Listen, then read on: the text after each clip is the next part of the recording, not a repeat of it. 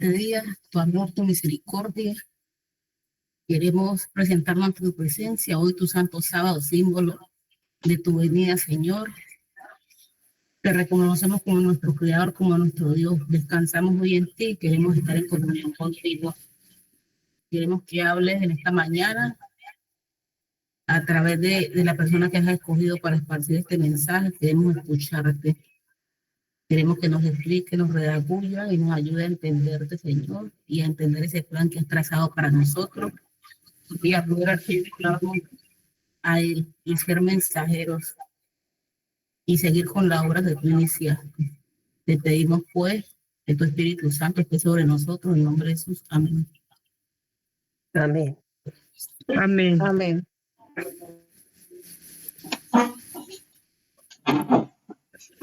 Bueno, entonces, el tema para esta mañana tiene como título Cristo es el tabernáculo. Y el versículo de memoria lo encontramos en Hebreos 7, 26 al 28. Que dice que Jesús es el jefe de sacerdotes que necesitábamos, pues Él es santo, en Él no hay maldad y nunca pecado. Dios la apartó de los pecadores, lo hizo subir al cielo y lo puso en el lugar más importante de todo. Jesús no es como los otros sacerdotes, que todos los días tienen que matar animales para ofrecerlos a Dios y pedirle perdón por sus propios pecados, y luego tienen que hacer lo mismo por los pecados del pueblo. Por el contrario, cuando Jesús murió por nuestros pecados, ofreció su vida una sola vez y para siempre. A los sacerdotes puestos por la ley de Moisés les resulta difícil obedecer a Dios en todo. Pero después de darnos su ley, Dios juró que nos daría como jefe de los sacerdotes a su Hijo, a quien Él hizo perfecto para siempre. Amén. No sé si se escucha bien. Sí, hermana, se escucha bien. Bueno, entonces vamos a hablar del santuario. ¿Qué es el santuario? El santuario es el plan de salvación, es la institución que Jesús le dio a nuestros primeros padres en el Edén después del pecado. Es el plan que mostró todo el paso a paso que Jesús iba a seguir para lograr salvar a este mundo del pecado en el que habíamos caído. En el libro de eso, en el capítulo 25, viene desglosando la forma como Jesús o Dios le mostró a Moisés el santuario en el cielo y luego lo instituyó para que hiciera una réplica de ese santuario en la tierra.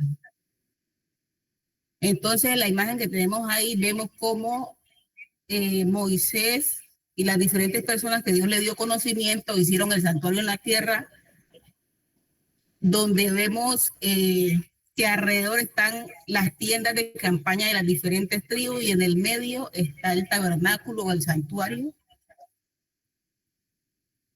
Entonces, esos 25, versículo 8 dice, y harán un santuario para mí y habitaré en medio de ellos, conforme a todo lo que yo te mostré, el diseño del tabernáculo y el diseño de todo su utensilio, así lo haréis. Mira y hazlo conforme al modelo que te ha sido mostrado en el monte.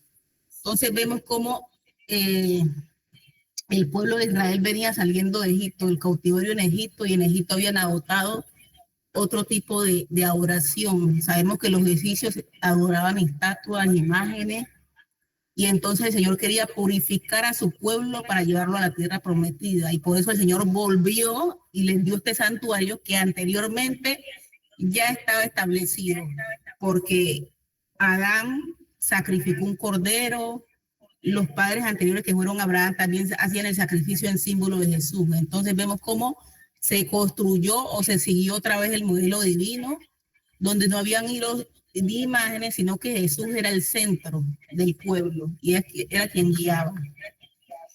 Entonces aquí vemos la imagen del santuario.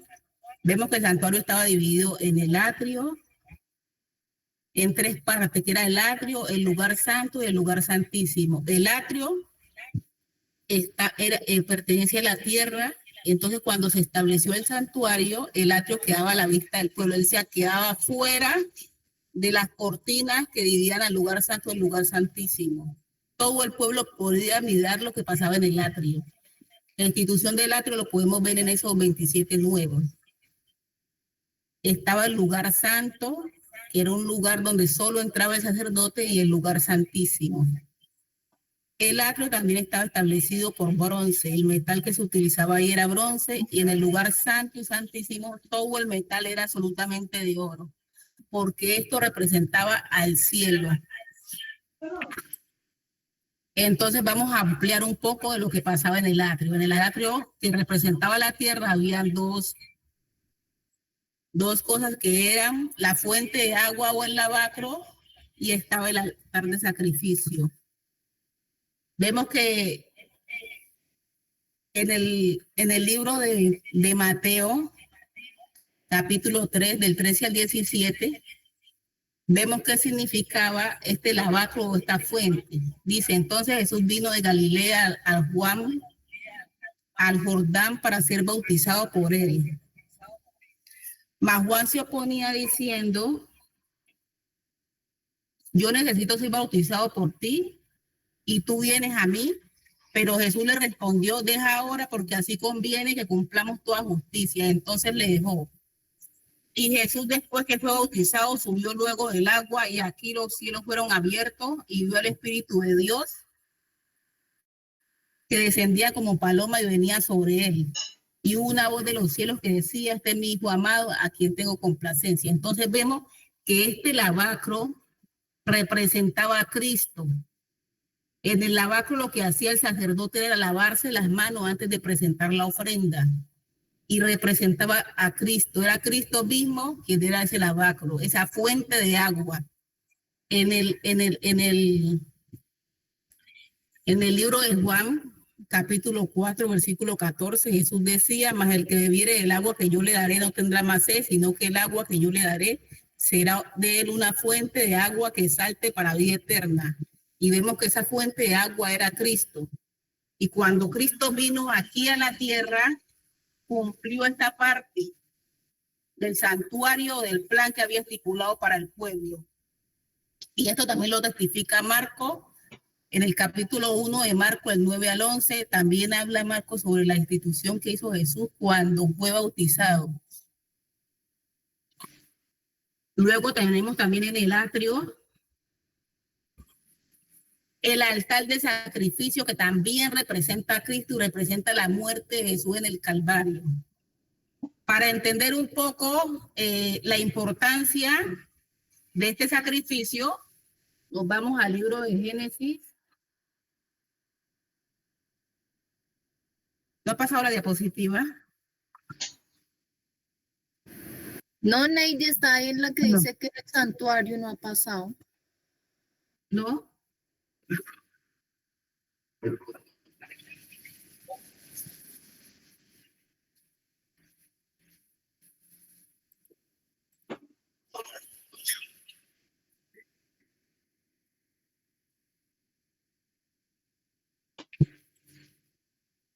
Qué bonito, veo cómo puede.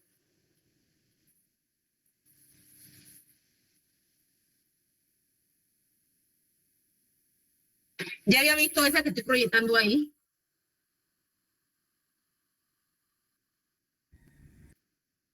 Oh, apenas acaba de subir la hermana, o acabamos de verla.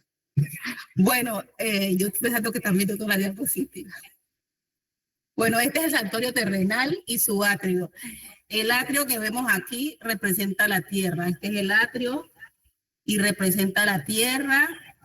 La institución del atrio la vemos en esos 27:9, y vemos que en el atrio está la fuente de agua y el altar de sacrificio. Y vemos que hay una institución que se hace en el cielo, que es el lugar santo y el lugar santísimo. Que los metales que hay en estos dos lugares son de oro, y los metales que se instituyeron en el atrio eran de bronce.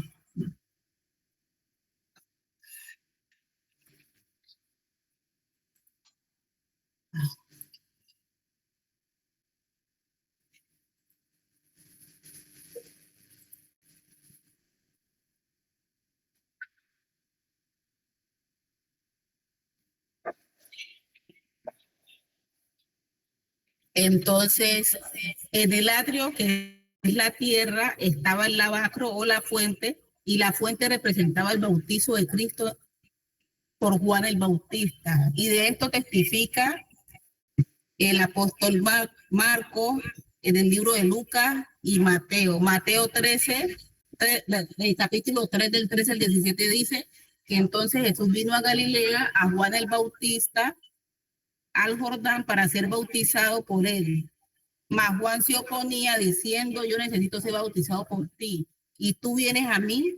Pero Jesús le respondió, deja ahora porque así conviene que cumplamos toda justicia. Entonces le dejó y Jesús, después que fue bautizado, subió del agua y aquí los cielos fueron abiertos y vio el Espíritu de Dios que descendía como paloma y venía sobre él. Y una voz de los cielos que decía, este es mi Hijo amado en quien tengo complacencia. Entonces ahí vemos que el lavacro, la fuente, representaba a Cristo y su bautizo en la tierra. Por eso era necesario que Jesús fuera bautizado, a pesar de que Juan se oponía. Jesús le dijo, es necesario que se cumpla lo que ya está escrito. Y vemos que Jesús representaba este primer paso del santuario. Cuando inició su ministerio, fue lo primero que hizo. Fue bautizado antes de ser sacrificado, al igual que el cordero. Luego en el atrio también estaba el altar de sacrificio, donde el sacerdote cogía la ofrenda, que era un cordero. En la cabeza del cordero confesaba sus pecados, se confesaba los pecados del pueblo y luego este era sacrificado en símbolo de Jesucristo. Vemos que esta institución también se le dio a Adán, se le dio a Eva. Y en Génesis 4, versículo 3, vamos a leer lo que pasó con Caín y Abel. Y aconteció, andando el tiempo, que Caín trajo del fruto de la tierra una ofrenda a Jehová, y Abel trajo también de los primogénitos de sus ovejas, de lo más gordo de ella, y miró Jehová con agrado a Abel y a su ofrenda, pero no con agrado a Caín y a su ofrenda suya. Y se ensañó Caín en gran manera y decayó su semblante. Entonces vemos cuál era la ofrenda que estaba ofreciendo Caín y Abel. Era Cristo. Caín rechazó a Cristo. Caín no llevó fruta porque le dio la gana o por eso porque él sabía que era Cristo la representación de ese cordero. Él rechazó a Cristo como el cordero de Dios que quita el pecado. Él decidió que no necesitaba a Cristo para ser salvo. Él decidió que eran sus propias obras y por eso no llevó el cordero, porque él no aceptaba a Cristo. Este fue el rechazo que hizo Caín. Pero también vemos al patriarca Abraham en Génesis 22:1 hasta el versículo 14, donde dice, aconteció que después de estas cosas que probó Dios a Abraham y le dijo, y él respondió, heme aquí, y dijo, toma ahora tu hijo, tu único Isaac, a quien amas, y vete a la tierra de Moriah y ofrécelo allí en holocausto sobre uno de los montes que yo te diré. Y Abraham se levantó de muy de mañana y enalbardó su asno y tomó consigo siervos suyos y a Isaac su hijo y cortó leña para el holocausto y se levantó y fue al lugar que Dios le dijo. Extendió en Abraham su mano y tomó el cuchillo para degollar a su hijo. Entonces el ángel de Jehová le dijo, le dio voces desde el cielo y dijo, Abraham, Abraham. Y él respondió, heme aquí. Y dijo, no extiendas tus manos sobre el muchacho ni le hagas nada, porque ya conozco que temes a Dios, por cuanto no me rehusaste tu hijo, tu único. Entonces vemos la fe de Abraham, que fue la misma fe que tuvo Abel, ¿no? En ese primogénito de Dios que iba a venir en lugar de nosotros y ofrecerse como sacrificio. Vemos que Abraham sí creyó y le fue contado por fe. De la misma forma en que Dios mandó a su único unigénito para salvar a este mundo y para que muriera como, por nosotros, como lo vimos en la escuela sabática, de esa misma forma Abraham estaba dispuesto a sacrificar el suyo como un holocausto ante Dios. Entonces ahí vemos el resultado de Caín y el resultado de Abraham y Abel. Era Cristo, el pueblo de Dios sabía que era Cristo quien venía. Todos ellos sabían que era Cristo la representación de ese cordero. Unos le rechazaron como su salvador y otros le aceptaron.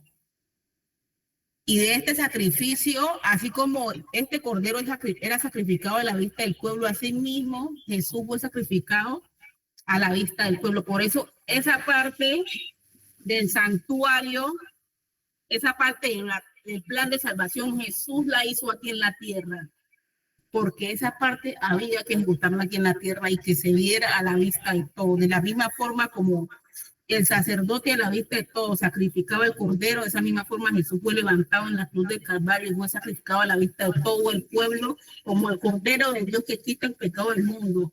Y por eso después de la muerte de Jesús, todo el sistema de sacrificio quedó anulado, porque ya el cordero del que se había hablado anteriormente o la profecía que tenían ellos para su tiempo se había cumplido.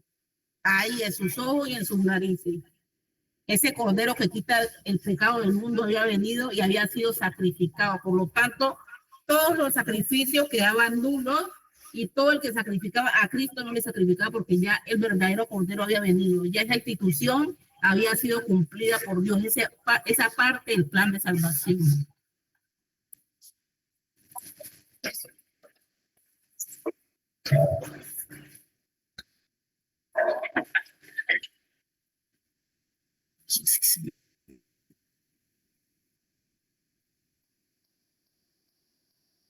Entonces vamos a leer un poco el espíritu de profecía sobre el santuario. Dice, se me mostró el amargo chasco que sufrió el pueblo de Dios. Pero entonces ahorita vamos a hablar sobre el lugar santo, que es lo que está en el cielo. Una vez que el sacerdote sacrificaba la ofrenda, ingresaba al lugar santo, y cuando él ingresaba al lugar santo, nadie del pueblo podía verlo. De la misma forma, cuando Jesús fue sacrificado en la cruz del Calvario, él ascendió en el cielo, y esa institución que Jesús hizo en el cielo fue lo que entendieron en 1844, que Jesús había ido al cielo a purificar el santuario, y que ese santuario que hizo Moisés en la tierra era una réplica de lo que sucedía en el cielo.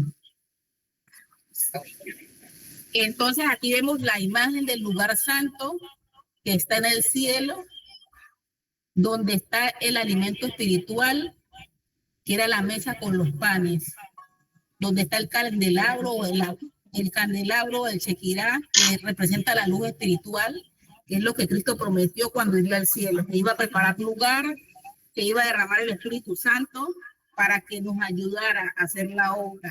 Y está el altar del incenso, que es la intercesión que Cristo está haciendo en el lugar santísimo. En el libro de Hebreos, en el capítulo 9, versículo 11, dice, pero estando ya presente Cristo, sumo sacerdote de los bienes venideros, por el más amplio y más perfecto tabernáculo, no hecho de mano, es decir, no esta creación. Entonces vemos que el libro de Hebreos habla de que Jesús está ministrando en el santuario, y eso fue lo que se entendió en 1844. Dice el libro de la profecía,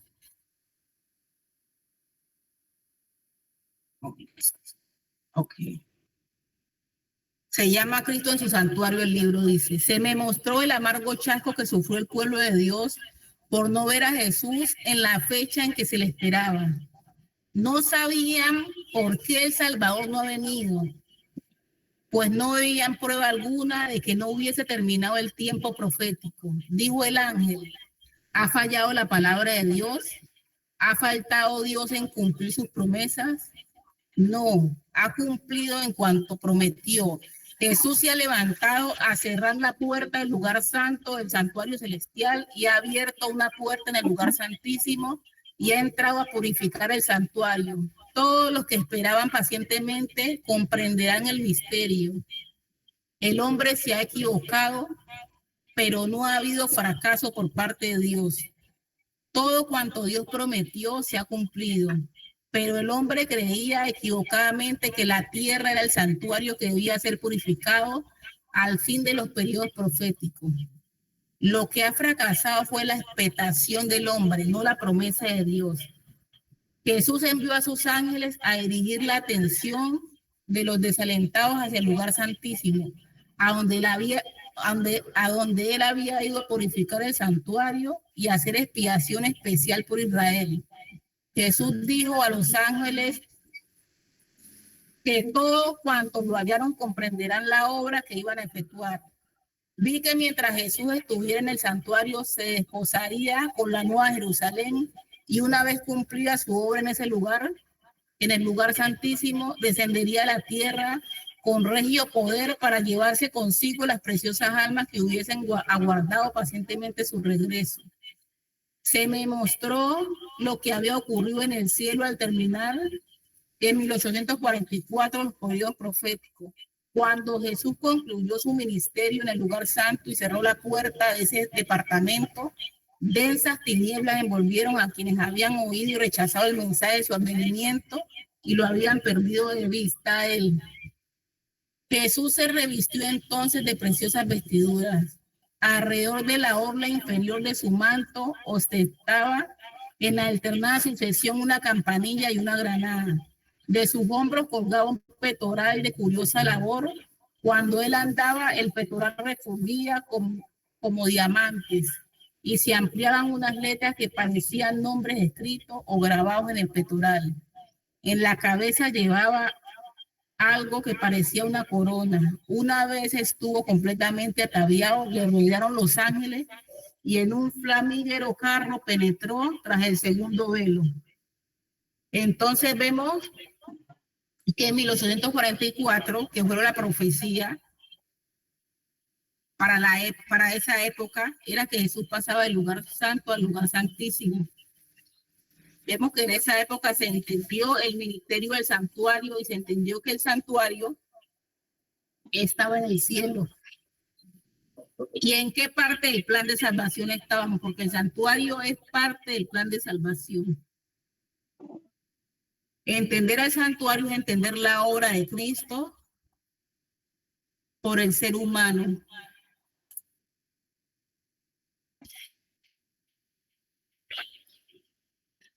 Dice el libro de profecía: se me ordenó entonces que observara los dos departamentos del santuario celestial. La cortina o puerta estaban abiertas y se me permitió entrar. En el primer departamento vi el candelabro, la siete lámparas, la mesa de los panes de proposición, el altar del incienso y el incensario. Todos los enseres de este departamento parecían de oro purísimo y reflejaban la imagen de quien allí entraba. Se me fue la presentación. Dos hermosos querubines estaban en pie en cada extremo del arca con las alas desplegadas sobre ella y tocándose una a otra por encima de la cabeza de Jesús, de pie ante el propiciatorio. Estaban los querubines cara a cara, pero mirando hacia el arca, en representación de toda la hueste angélica que contemplaba con interés la ley de Dios. Entre los querubines había un incensario de oro, y cuando las oraciones de los santos ofrecidas con fe subían a Jesús y él las presentaba a su Padre, una nube fragante subía del incienso a manera de humo de bellísimos colores. Entonces vemos aquí la obra que hace Jesús en el santuario. Jesús es quien ministra en el santuario, es decir, el sacerdote representa a Jesús, el lavacro representaba a Jesús, el pan de vida representa a Jesús, el candelabro representa a Jesús y el incensario representa nuestras oraciones, que mezcladas con las de Cristo por nosotros, porque cuando nosotros elevamos nuestras oraciones, Jesús las une con las de él y las presenta en el lugar santísimo ante el Padre. Encima del sitio donde estaba Jesús ante el arca había una brillantísima gloria que no pude mirar. Parecía el trono de Dios. Cuando el incienso ascendía al Padre, la excelsa gloria bajaba del trono hacia Jesús y de él se derramaba sobre aquellos cuyas plegarias habían subido como suave incienso. La luz se derramaba sobre Jesús en copiosa abundancia y cubría el propiciatorio. Mientras que la estela de gloria llenaba el templo, no pude resistir mucho tiempo el vivísimo fulgor. Ninguna lengua acertaría a describirlo. Quedé abrumada y me desvié de la majestad y de la gloria del espectáculo. También se me mostró en la tierra un santuario con 2 departamentos. Se parecía al del cielo y se me dijo que era una figura del celestial. Los seres del primer departamento del santuario terrestre eran como los del primer departamento celestial. El velo estaba levantado. Miré el interior del lugar santísimo y vi que los objetos eran los mismos que los del lugar santísimo del santuario celestial. El sacerdote oficiaba en ambos departamentos del terrenal, entraba diariamente en el primer departamento y solo una vez al año en el lugar santísimo para purificarlo de los pecados allí transmitidos. Vi que Jesús oficiaba en ambos departamentos del santuario celestial. Los sacerdotes entraban en el terrenal con la sangre de un animal como ofrenda por el pecado, y Cristo entró en el santuario celestial por la ofrenda de su propia sangre. Los sacerdotes terrenales eran relevados por la muerte y por lo tanto no podían oficiar mucho tiempo. Pero Jesús era sacerdote para siempre. Por medio de las ofrendas y los sacrificios llevados al santuario terrenal, los hijos de Israel habían de compartir los méritos de un Salvador futuro. Y la sabiduría de Dios nos dio los pormenores de esta obra para que, considerándolos, comprendiésemos la obra de Jesús en el santuario celestial. Entonces vemos que una vez Jesús vino y cumplió los primeros pasos del santuario y entró con su propia sangre al santuario celestial, todo el sistema de sacrificio aquí en la tierra quedó nulo, porque en este momento Jesús está ministrando con su propia sangre, presentándole como ofrenda por nuestros pecados ante el Padre Celestial, ante el trono del Señor. Al espiar Jesús en el Calvario, exclamó: consumado es, y el velo del templo se rasgó de arriba abajo en 2 mitades, para demostrar que los servicios del santuario terrenal habían acabado para siempre, y que Dios ya no vendría al encuentro de los sacerdotes de ese templo terrestre para aceptar su sacrificio. La sangre de Cristo fue derramada entonces e iba a ser ofrecida por él mismo en el santuario celestial. Así como el sacerdote entraba una vez al año en el lugar santísimo para purificar el santuario terrenal, también Jesús entró en el lugar santísimo del celestial al fin de los 2300 días de Daniel 8, en 1844, para hacer expiación final por todos los que pudiesen recibir el beneficio de su mediación y de purificar de este modo el santuario. Entonces, aquí vemos lo que pasó en el lugar santísimo, cómo Jesús ingresó y se entendió en 1844 que Jesús estaba purificando los pecados tanto de los vivos como de los muertos en el lugar santo. Y se entendió que había empezado el juicio de los muertos en ese momento. Para nuestro tiempo sabemos que Jesús está en el lugar santísimo. Que en el lugar santísimo está el arca del pacto, que representa el trono de Dios. Y que en este momento se está haciendo el juicio de los vivos. Ese es el mensaje para nuestro tiempo, el mensaje del cuarto ángel. Ese es el plan de salvación que Jesús le dio a nuestros primeros padres y que hoy debemos saber en qué lugar del santuario está Jesús. Ya sabemos que Jesús es el santuario, que todo lo que hay en el santuario habla de Cristo. Cristo es el sacerdote, Cristo fue el sacrificio, Cristo es el candelabro, es el pan de vida, es el incienso, y hoy está en el lugar santísimo, en el trono de Dios, donde los libros han sido abiertos. Esto lo vemos en el libro de Hebreos, capítulo 9, versículo 12. Cristo ha entrado en el santuario, ya no para ofrecer la sangre de chivos y becerros, sino su propia sangre. Ha entrado una sola vez y para siempre, y ha obtenido para nosotros la liberación eterna.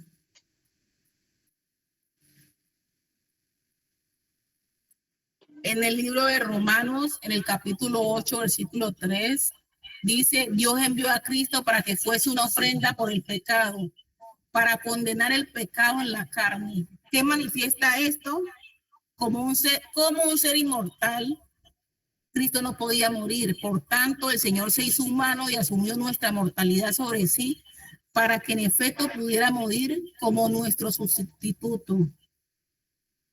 Entonces, es importante que entendamos lo que pasa en el santuario, es importante que entendamos en qué parte del plan de salvación estamos.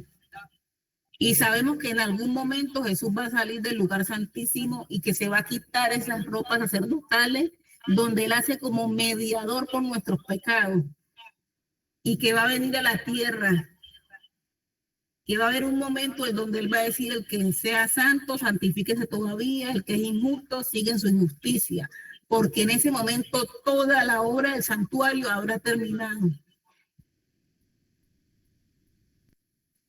Entonces, la actitud que debemos tener nosotros en este momento es confesar nuestros pecados, teniendo fe que tenemos un sacerdote, tenemos a alguien que está ministrando por nosotros, que está intercediendo, que está mediando para que nosotros alcancemos la misericordia de Dios, no por nuestras propias obras, sino por sus obras y por su sangre preciosa. Por eso Él se presenta allí con su propia sangre, para salvarnos y decir, yo morí por este, Padre. Bueno, esta imagen que voy a poner aquí representa el arca del pacto, que representa el trono de Dios, donde los libros son abiertos y cada uno de nosotros va a ser juzgado allí por los 10 mandamientos, porque lo que está dentro del arca son los 10 mandamientos y la vara florecida de Aarón. Los 10 mandamientos son el espejo con los que Dios juzga nuestras obras. Son unas reglas de convivencia, unas normas para que los seres humanos vivamos en paz y en equilibrio con el mundo que Dios creó. Entonces hay que entender que esta ha sido la obra o ha sido la profecía en todos los tiempos. Hay muchas profecías que amplifican cada obra del santuario.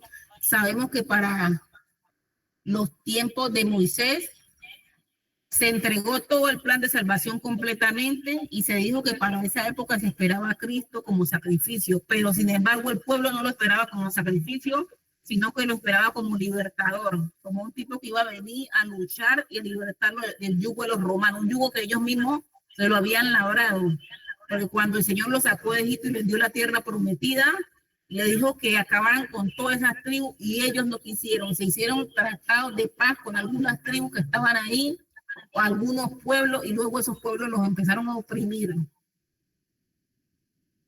No conquistaron la tierra como el Señor les había dicho, desobedecieron, se aliaron con mujeres, se dieron en casamiento con mujeres de esos pueblos paganos, y luego esos pueblos empezaron a invadirlos.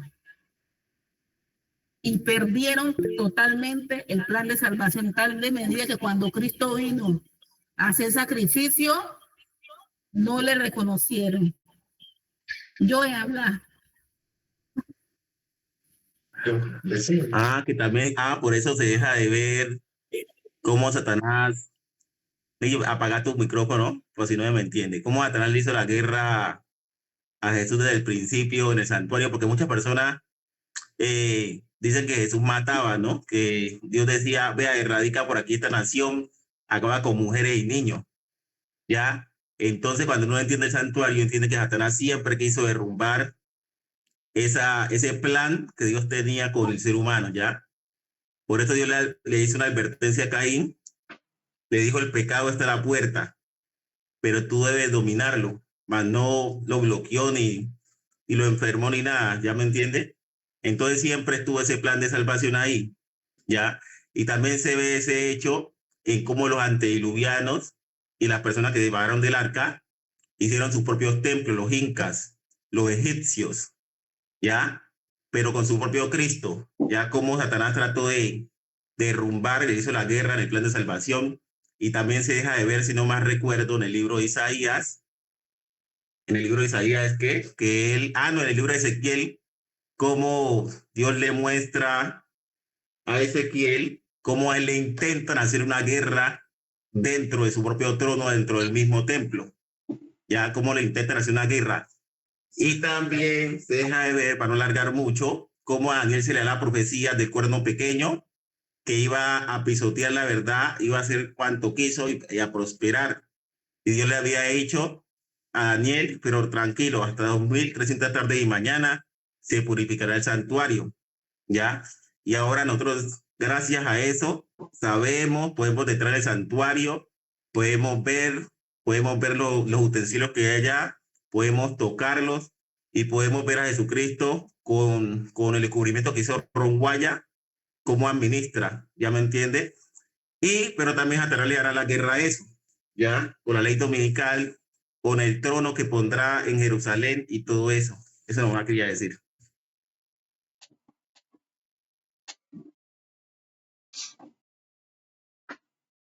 Bueno, entonces en esta imagen vemos que así mismo como Jesús instituyó su santuario y un sistema de sacrificio en representación de Jesús, vemos que Satanás también ha instituido diferentes santuarios en diferentes culturas.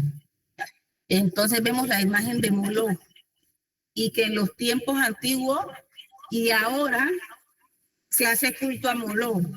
Aquí vemos en la primera imagen, está como en negro, vemos que atrás está la Basílica de San Pedro, que es en el Vaticano, y vemos a Moloch aquí con 2 niños.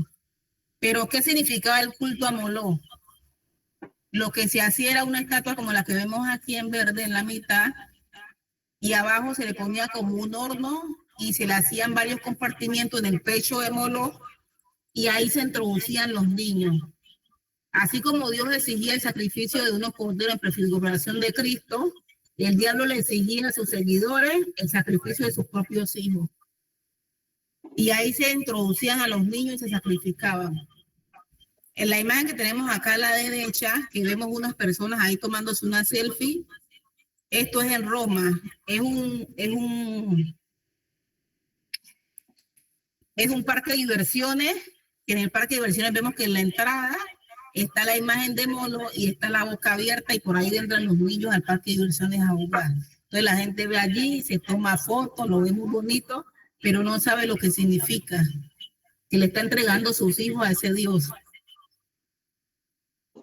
Vemos que todo lo que Dios hace, Satanás lo copia porque busca como desfigurar el plan de salvación. Todo el tiempo Satanás ha luchado para que toda esta verdad se pierda. Y esa es la verdad que tenemos hoy. Y miramos como decía Cheo, que muchas personas decían que era malo porque Dios decía que estuvieran también a todos los del pueblo. Y vemos cómo Satanás le pedía a sus seguidores que estuvieran sus hijos, que se los sacrificaran a él. Entonces, ¿qué observaciones hay? ¿Qué opiniones hay acerca de lo que estamos hablando?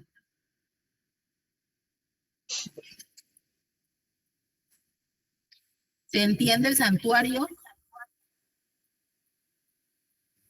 Bastante, hermana, bastante, es bastante claro y la verdad que es bien importante y qué especial ha sido tener el tema de nuestro Señor de conocer acerca de la escuela sabática, de lo que este tema nos significó y casualmente que usted nos esté o que nos esté, de forma especial nos esté compartiendo hoy este estudio. Gracias, hermana.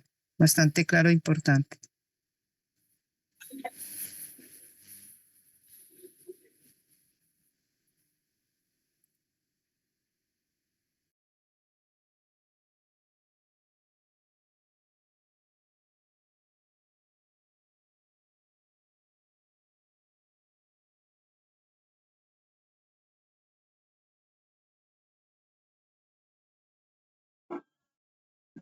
Bueno, algo importante que queremos reedificar mediante el santuario es que el santuario es Cristo.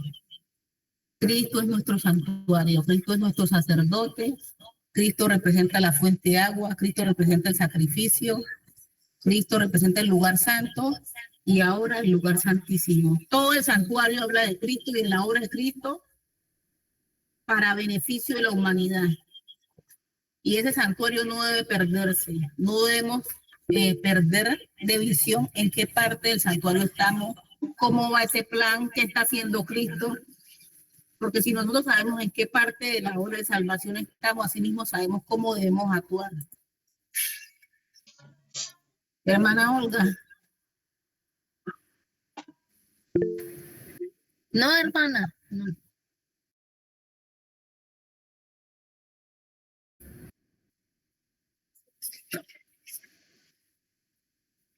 Entonces estamos uniendo para... Gracias. ¿Ya me está escuchando? Sí. Muchas gracias. Muy hermoso. Este plan es supremamente precioso. Vemos que Dios es el que está guiando todo. ¿Sí? Dios está al control de todo y es bastante importante que Dios quiere que sepamos en dónde nos encontramos. Es importante para nosotros, de vital importancia, ya sabiendo lo que se está viniendo, cómo se preparó ese pueblo de Israel, ¿sí? Y que nosotros no nos pase lo mismo, sino que podamos seguir adelante y ser esa profecía que dice evento de los últimos días, de que ese ángel, ese movimiento de 1844 se volvería a repetir, ¿sí? Con ese movimiento que sabría bien en qué parte de la historia estamos, ¿sí? Es importante que lo sepamos y de vital importancia para nosotros hoy, hermanos. Debemos de saber y no nos pase como el pueblo de Israel pensando en otra cosa, que los 1000 años son aquí en la tierra, que es el nuevo orden mundial, cuando sabemos que Satanás también se está preparando un santuario para estar allí, ¿sí? Nosotros también debemos tener bien claro cuál es el santuario donde debemos de entrar, ¿sí? ¿Cuál es nuestro verdadero sacerdote, nuestro verdadero intercesor para nosotros en este tiempo y en el cual nosotros también estamos esperando? Muchos se están preparando para el nuevo orden mundial y ese santuario allá en Jerusalén. Nosotros debemos estar también trabajando duramente, ¿sí? Para recibir a nuestro Dios en el cual iremos, pero al santuario que está en el cielo por esos 1000 años de vacaciones en el cielo. Muchas gracias, María. El Señor me continúe bendiciendo. Amén.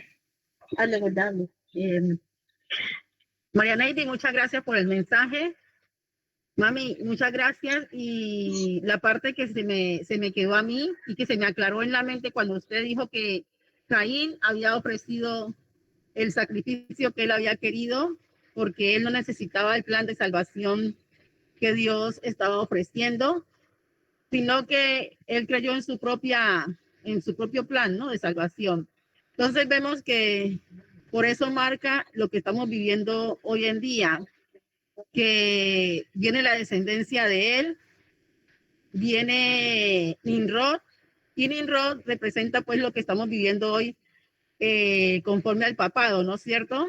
Y que ellos tienen su propia adoración a Satanás, tienen su propio Dios. Desde allí, desde Caín hacia acá, vienen con ese Dios que adoran y que quieren que toda la humanidad también se rinda ante él.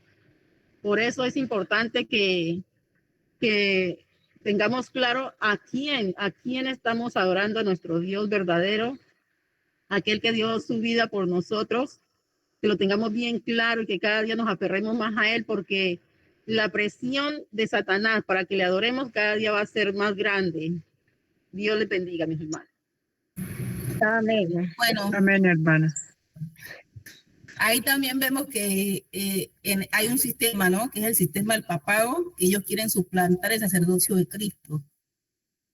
El papa es el que se presenta como el vicario, como el mediador entre Dios y los hombres. O sea, quita la obra de Jesús en el santuario y se pone él, como si la sangre de él sirviera para algo, no sirve ni para redimirse él mismo, ahora va a redimir la humanidad.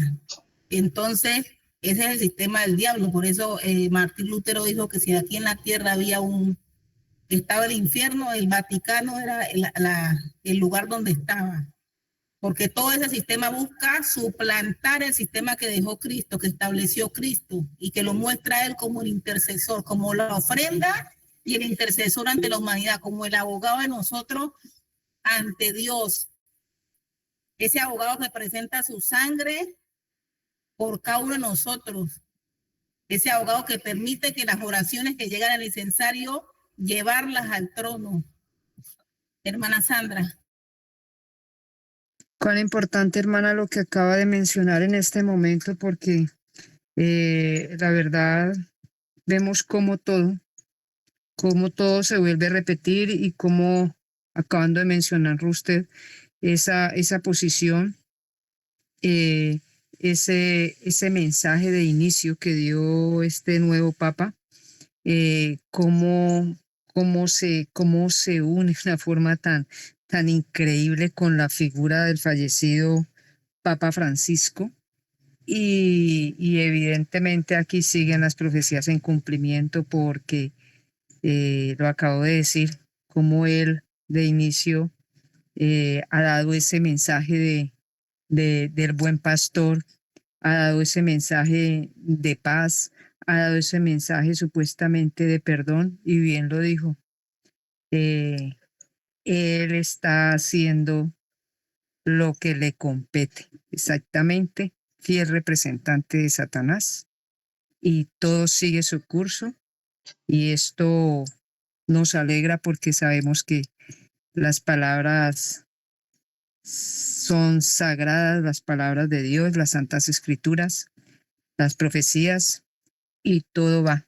Y el tiempo, bien lo has dicho, el tiempo está aquí encima, y gracias le damos al Señor por habernos permitido conocer este mensaje, por estar en esta iglesia, porque estamos totalmente atentos. Y para nosotros no llegará nuestro Señor como ladrón en la noche, gracias al cielo. Un abrazo, hermana, gracias. Amén. Amén. También es importante leer la palabra de Dios. Es importante nosotros escudriñar, porque el Señor nos manda que escudriñemos la palabra para que nosotros no nos dejemos engañar, como están haciendo ellos, engañando a la gente, como está haciendo el papá, o engañando a la gente, porque el que murió en la cruz del Calvario y derramó su sangre por todos nosotros se llama Cristo Jesús. Y aquí en Primera de Juan, capítulo 2, versículo 1 dice, Primera de Juan, capítulo 2, versículo 1 dice: hijitos míos, estas cosas os escribo para que no pequéis. Y si alguno hubiese pecado, abogado tenemos para con el Padre, a Jesucristo, el justo, ese justo que murió en la cruz del Calvario y derramó su sangre por todos nosotros. Además, Él les dejó el Espíritu Santo. Es el que representa aquí en la tierra a Cristo Jesús. Él es el que nos convence de pecado. Y tenemos ese abogado allá arriba. Están trabajando los dos. El Espíritu Santo aquí en la tierra y Cristo en el cielo. Por nosotros, por nuestros pecados. Es tan importante uno escudriñar la Escritura y empaparse de todo lo que habla aquí, porque es verdadera. No, estas escrituras no son mentiras. Lo que dice ahí es la verdad. Entonces, la gente, el Señor tiene misericordia. Cristo tiene misericordia porque el que murió en la cruz del Calvario fue Él por todos nosotros. Tiene misericordia con el ser humano porque sabe que ellos hacen esas cosas. Estas personas que van hacia los papas y lo adoran y lo veneran, van porque saben, porque ellos van en su ignorancia, ignoran que ellos no son ese vicario que dice él de Cristo, no es ningún vicario de Cristo, sino de Satanás, como lo ha venido diciendo nuestra hermana Lady y como lo han dicho yo y también María Abel, Anabel. Todas estas cosas que hemos dicho aquí, que ha dicho nuestra hermana sobre el santuario es tan importante, el santuario es Cristo Jesús, Y nosotros cada día debemos de estudiar, sí, la palabra de Dios y enseñarle a otras personas que todo lo que dice la palabra. Hermano David. Bueno, como resumen de todo esto, siempre vemos que por más que repasemos este tema, siempre van a haber cositas importantes que se nos van a quedar, conceptos por recordar, conceptos nuevos, socializando un poco lo que estamos viviendo. Y es parte de esto importante tener esa copia y lo importante que será quizás el próximo Papa. Sabemos que este Papa seguramente será de transición y durará poco tiempo. Y al estar como tal en Jerusalén como sumo sacerdote, pero no de Cristo, sino de Satanás, para el año 2030, entonces vemos quizás una copia importante allí. Yo lo dije públicamente el sábado pasado, mientras terminábamos lo del evento, en cuanto al equipo que nosotros podemos empezar a formar. Veis una cantidad de información, la literatura que tenemos, empezaremos a dar conferencias en este recinto, y no solo acá, sino pues para las personas que se conectan, y pues por lo tanto es formando como esos equipos. Y yo sé en cuanto a lo que he escuchado, los hijos de Ana, tanto Mariana Eidi como los otros dos pelados de Cali, que tienen talento para esto. Dios como tal utiliza de cierta manera, sé que quizás un poco les cuesta el tema de pantallas y el tema como tal de expresarse así en público, pero es ver que Dios los utiliza y todo ese conocimiento que ustedes tienen podemos ir complementándonos. Quizás cuando yo busco, por ejemplo, noticias, me cuesta demasiado porque me toca verificarlas, es un doble proceso. Entonces, si nos vamos complementándose y si ustedes así como tal lo desean, podemos armar un buen equipo en muchas cosas que podemos empezar a mostrar. Con los datos de este nuevo Papa, hizo encubrimientos en cuanto a abusos sexuales, igual que todos, y hay datos importantes porque hubieron 3 películas que se presentaron hace más de 15 años, en el cual se habla de una muerte de León XIV. Imagino que todos esos datos los encontrará ahorita Víctor en la conferencia que tiene como tal en vivo, pero es mucha información. Cuando hay tanta conmoción que la gente quiere respuestas, es la manera que podemos entrar como tal allí y jalarlos para el mensaje. Abarcar todo una sola persona con tanta responsabilidad es muy complejo, pero en la medida que cada uno de ustedes dispongan, formaremos un gran equipo para llevar el evangelio adelante. Te agradezco por la presentación, todo muy claro y estuvo excelente. ¿Alguien desea hacer la oración para finalizar, por favor?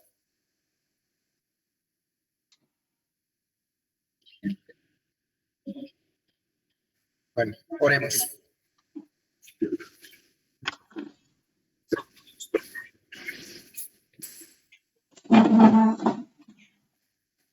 Señor, Padre amado, te damos las gracias, Señor, porque cada vez que estamos ante tu presencia, Señor, aprendemos más de ti y también identificamos, Señor, cuál es nuestra labor, cuál es nuestro propósito. Es aquello que debemos orar a ti cada día que empezamos nuestros días, Señor. ¿Qué quieres de nosotros? Y estar dispuestos, Señor. Heme aquí, envíame a mí, Señor.